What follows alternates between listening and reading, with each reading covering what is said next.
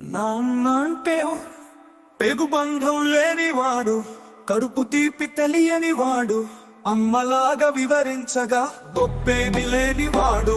అందుకే నాన్న కథ లేనివాడు, నాది అన్న స్వార్థం లేనివాడు, కుటుంబమనే వ్యామోహంలో ఆశల్ని వదులుకునేవాడు, ఆశయాల్ని విస్మరించేవాడు, సుతుల కవితవ్యపు బాధ్యత జన్మ పరమార్థంగా భావించే వట్టి అమాయకుడు. అందుకే నాన్నంటే జోలపడలేని గంభీర స్వరంతో ప్రేమ చూపలేని మూగగాయకుడు, లాలిస్తూ పుచ్చగిస్తూ పొగటల ముంచలేని నిర్లక్ష్యపు ప్రేమికుడు. అందుకే నా